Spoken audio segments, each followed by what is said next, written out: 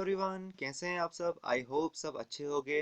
Last lectures में हमने plane table surveying को शुरू किया हुआ था, उस पे हमने सब कॉन्सेप्ट देख लिए हुए हैं। चलिए अब हम उस पे एमसीक्यूज जो है वो शुरू करते हैं। सो फर्स्ट एमसीक्यूज हमारे पास है, plane tabling is dash method of surveying. Plane tabling हमारे पास कौन सा मेथड होता है सर्वेइंग का। तो देखिए, हमारे पास एक एनालिटिकल मेथड होता है। एनालिटिकल मेथड में हम क्या करते हैं, डिवीजन करते हैं, यानी हम किसी वर्क की डिवीजन करेंगे और उसके बाद उसको एनालाइज करेंगे। सो ये तो हम मेथड नहीं सकता। मैथमेटिकल्स मीन्स कि हम लगाएंगे, तो यहाँ पर हमने कोई मैथमेटिकल कैलकुलेशन उतनी ज्यादा लगाई नहीं। सो अब बचता है ए या डी में से ऑप्शन। तो यहाँ पर देखो, ग्राफिकल यानी कि हम क्या करते थे, एलाइडेड को प्लेन टेबल पे रखने के बाद कुछ लाइंस वगैरह लगाते थे, जैसे 2 point 3 point problem, resection method, radiation method में। So it is a graphical method. Option A is correct for this question. ठीक है, तो चलिए नेक्स्ट क्वेश्चन में, the principle of plane tabling is. तो प्रिंसिपल किस पे बेस्ड है प्लेन टेबल का, क्या वो ट्रिग्नोमेट्री पे है? नहीं, बिकॉज ट्रिग्नोमेट्री थ्री एंगल्स की मेजरमेंट करता है, यानी थ्री साइड्स के जो एंगल्स होती है उसकी मेजरमेंट करता है, तो ये तो नहीं होगा। Option A is wrong. Similarity यानी कि अगर एक चीज रेस्पेक्ट में मान लो एक रेक्टेंगल है इस तरह का, तो क्या उसी की रेस्पेक्ट में दूसरा रेक्टेंगल होगा, दैट इज सिमिलरिटी। ठीक है, तो ये इस पे भी बेस नहीं है। क्या कंटोरिंग, कंटोरिंग तो हो ही नहीं सकता, बिकॉज कंटोरिंग में तो आर एल सेम का कंसेप्ट होता है। तो मगर यहाँ पर क्या है, पैरेललिज्म। देखो, एलाइडेड पे रख एलाइडेड को रख के हमने क्या किया, रेंजिंग रॉड को अलाइन किया। सो इट इज पैरेलल लाइन। ठीक है, तो ये कंसेप्ट कौन सा फॉलो करता है, they follow the parallelism concept. So option D is correct for this question. So next question चलिए, what are the types of plane tables. तो कौन से मेथड है इनमें से प्लेन टेबल के, या कौन से टाइप से प्लेन टेबल के, सॉरी कौन से टाइप है प्लेन टेबल के। पहला सिंपल प्लेन टेबल, ये भी है। जॉनसन प्लेन टेबल, ये भी है। कॉस्ट सर्वे प्लेन टेबल, ये भी है। So all of the above is the correct option for this question. तो नेक्स्ट क्वेश्चन चलते हैं, which is the method of plane tabling. इनमें से कौन सा मेथड है जो प्लेन टेबलिंग में यूज होता है। रेंजिंग बिल्कुल नहीं। और यहाँ पर देखिए, अब इलिमिनेट करना आप सीखिए क्वेश्चन के, जो हमारे पास ऑप्शंस दिए हुए होते हैं। अगर ए नहीं है तो इसका मतलब बोथ ए एंड बी भी नहीं होगा, तो ऑप्शन सी इज एलिमिनेटेड। तो बचता कौन सा है, बी एंड डी। तो हमें क्या पूछ रहा है कि कौन सा मेथड है प्लेन टेबलिंग का, तो जरा मैं अब मुझे बताइए आप कौन सा मेथड था। First one is radiation, second one is intersection, third one is traversing and fourth one is resection. So traversing हमारे पास मेथड था, वो यहाँ पर ऑप्शन में दिया हुआ है। So option B is correct for this question. तो चलिए नेक्स्ट क्वेश्चन में, अब dash must be done when the plane table is set up at more than one station. जब हम अपने प्लेन टेबल को एक से ज्यादा पोजीशन पर सेट करते हैं तो हमें सबसे पहला पॉइंट क्या ध्यान रखना होता है। देखिए, ये यहाँ पास मान लो प्लेन टेबल यहाँ पर था, पॉइंट ए ने क्या किया, इस प्लेन टेबल को उठा के पॉइंट बी पर लाया। ठीक है, अब जब मैंने इसको यहाँ बी पर लाया तो सबसे पहला क्या काम होता है, बैक साइटिंग। मैंने आपको पढ़ाया है, आप वीडियोस पूरी कंप्लीट देखिए तो आपको समझ में वहां पर आ जाएगा।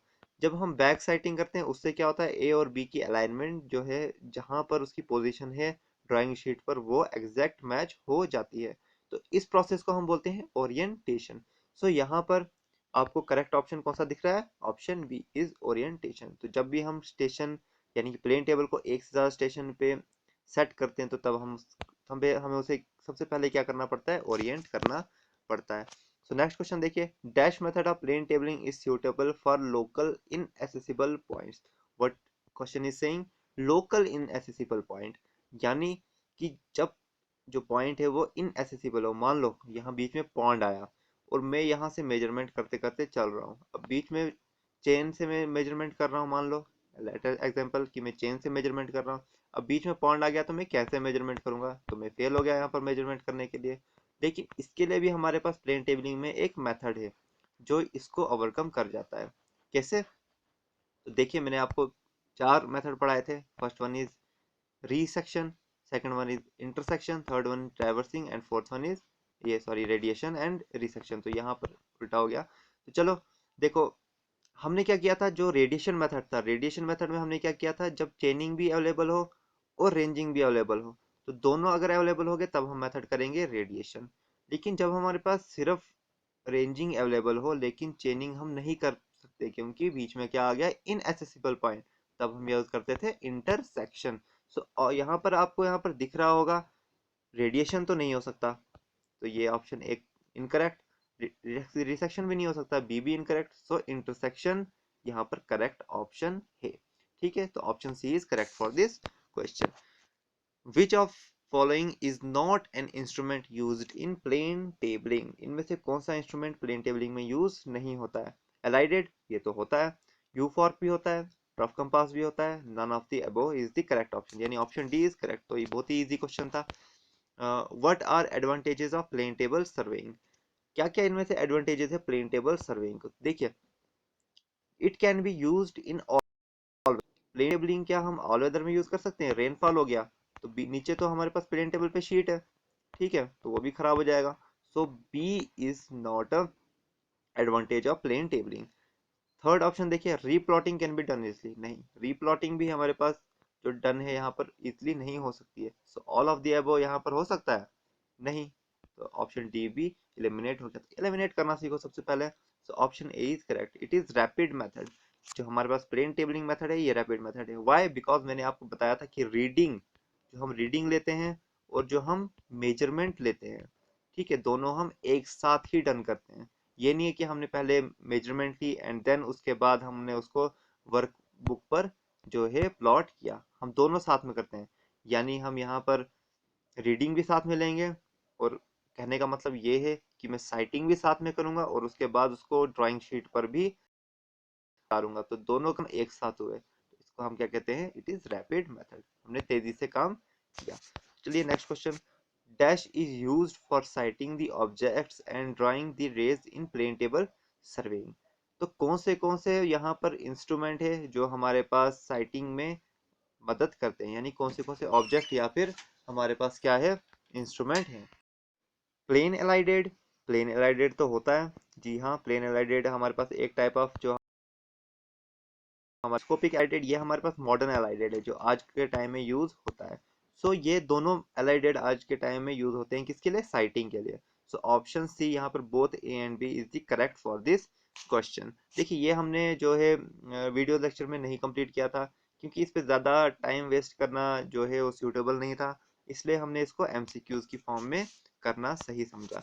ठीक है, plane table survey is used for, plane table survey किसके लिए यूज होता है? Small to medium scale work, बिल्कुल सही। Small to medium scale work के लिए यूज होता है। प्लॉटिंग टोपोग्राफिकल मैप्स, बिल्कुल सही है भी।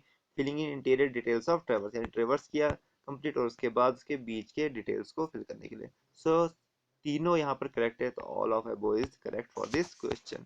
Dash instrument is used to sight to an object? हमें ऑब्जेक्ट को साइट करने के लिए कौन सा इंस्ट्रूमेंट यूज होता है? तो अभी हमने देखा कि दो होते हैं, plain and telescopic alidade. So option D is correct for this question, alidade. तो इजी था। How many methods of plane table surveying are there? तो बहुत इजी क्वेश्चन है।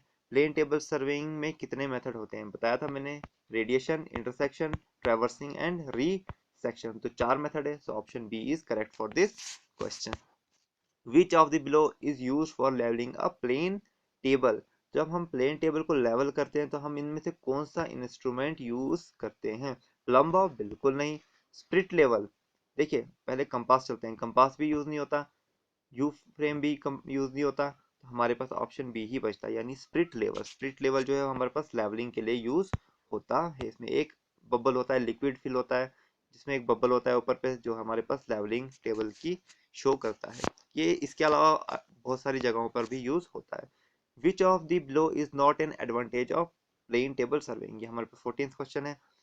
तो कौन सा इसमें से एडवांटेज नहीं है? देखिए, क्वेश्चन पढ़ना भी बहुत जरूरी है। नॉट एन एडवांटेज दिखा है, तो कौन सा इसमें से एडवांटेज नहीं है? देखिए, प्लेन टेबल जो है वो लेस कॉस्टली होता है, बिल्कुल करेक्ट है। फील्ड बुक हमारे पास प्लेन टेबल में नहीं रिक्वायर्ड होती है, तो ये भी सही है कि हमें रिक्वायर्ड नहीं होती है। तो रैपिड मेथड हमने अभी किया कि भाई रैपिड मेथड तो प्लेन टेबल सर्वे का एक एडवांटेज है, तो ये भी सही है। यूज्ड फॉर एक्यूरेट वर्क, देखिए प्लेन टेबल सर्वेइंग जो है ये हम जब भी हमें कोई बहुत एक्यूरेट काम करना होगा तब हम इसको यूज नहीं करेंगे, उसके लिए हमारे पास बहुत दूसरे इंस्ट्रूमेंट भी सूटेबल होते हैं। ठीक है, प्लेन टेबल हम क्यों नहीं यूज करते हैं because it doesn't give precise readings. Okay, so it is not use for accurate works. ये हमारे पास एडवांटेज नहीं है प्लेन टेबल का। So option A is correct for this question, how many ways are there to orient a plane table? Plane table को orient करने के लिए कितने तरीके हैं? देखिए मैंने क्या बताया था आपको, मैंने टेबल पोजीशन ए पे रखा हुआ है, उसको उसको उठाने के बाद मैंने उसको बी पर लिया, तो बी पर लेने के बाद मुझे उसका ओरिएंटेशन करना जरूरी हो जाता है। तो ओरिएंटेशन करने के लिए मेरे पास क्या क्या मेथड होते हैं? फर्स्ट इज बैक साइटिंग, ठीक है, बैक साइड करना पड़ेगा। या तो मेरे पास दूसरा मेथड क्या है, ट्रफ कंपास। ट्रफ कंपास से मैं डायरेक्शन को अलाइन करूंगा। सो मेरे मेरे पास कितने मेथड है ओरिएंट करने के? टू मेथड्स, ठीक है, back sighting and trough compass. So option यहाँ पर देखिए दो कहाँ पर दिया हुआ है, तो ऑप्शन सी, सी में दो दिया हुआ है, so option C is correct for this question. A plumbing fork used to dash the plane table. Plumbing fork हम किसके लिए यूज करते हैं प्लेन टेबल में? फोकस के लिए, हमारा सेंटरिंग के लिए नहीं, ओरिएंट के लिए नहीं, it is for levelling. Plumb fork इस तरह से होता है दिखने में, एक ट्रायंगुलर शेप का डाउनवर्ड डायरेक्शन में वेटेड होता है, और ऊपर से एक रो लगी हुई होती है, यानी एक धागा लगा होता है जिसको हम लटका कर रखते हैं और उससे क्या करते हैं, लेवल चेक करते हैं, ठीक है। So option D is correct for this question. Next question पे चलते हैं, which of the below is not a method of doing resection? इनमें से कौन सा मेथड जो है वो रीसेक्शन का मेथड नहीं है? देखिए बैक साइटिंग हम करते हैं रिसेक्शन में, so correct. Solving 2 points problem, correct. Solving 3 points problem, it is correct, but solving 4 point problem is not correct. So यहाँ पर पूछा क्या था, not a method of doing resection, so option D is correct for this question, क्योंकि 4 point जो problem होता है वो हमारे पास रिसेक्शन मेथड में अवेलेबल ही नहीं होता, ये हमने कहीं पढ़ा ही नहीं। सो ऑप्शन डी इज करेक्ट। तो चलिए नेक्स्ट क्वेश्चन देखिए, ये क्वेश्चन सब ऐसे हैं जो हमने थ्योरी में कवर नहीं किए हुए थे, तो हम इनको by the help of MCQs करेंगे। तो चलिए देखो, what are the dimensions of Johnson table? अब जॉनसन टेबल जो है उसके डायमेंशन क्या होते हैं? तो एक्सप्लेनेशन पे हम चलते हैं सबसे पहले। The Johnson board usually consist of 45 into 60 meter dimension, which is used while doing important field works which needs precise values। जब हमें precise values की नीड होती है तब हम कौन सा टेबल यूज करते हैं? जॉनसन बोर्ड यूज करते हैं, यानी जॉनसन टेबल यूज करते हैं। और इसकी डायमेंशन क्या होती है? 45 into 60 सेंटीमीटर। सो यहाँ पर आपको दिख रहा है option B is the correct for this question, 45 into 60 centimetre. Okay, देखिए यहाँ पर एक और चीज है, 45 into 60 सेंटीमीटर लिखा है, इसका मतलब ये नहीं है कि 60 सिर्फ सेंटीमीटर है। सो 60 यहाँ पर सेंटीमीटर है, लेकिन 45 भी हमारे पास किस में है? सेंटीमीटर में है। ये तो हमारे पास सिर्फ नोटेशन है इस तरह से लिखने का, बोथ आर इन सेंटीमीटर, यानी हमारा एरिया क्या बनेगा? सेंटीमीटर स्क्वायर में एरिया बनेगा, ठीक है। तो ये क्लियर रखना। For obtaining high precision value which among the following is used? तो हाई प्रिसिशन वैल्यू के लिए हम कौन सा टेबल यूज करते हैं? तो यहाँ पर देखिए, cost surveying table can be able to obtain more precise value cost survey table than the remaining plain tables. Due to more accuracy in leveling, the ability of producing precise values increases।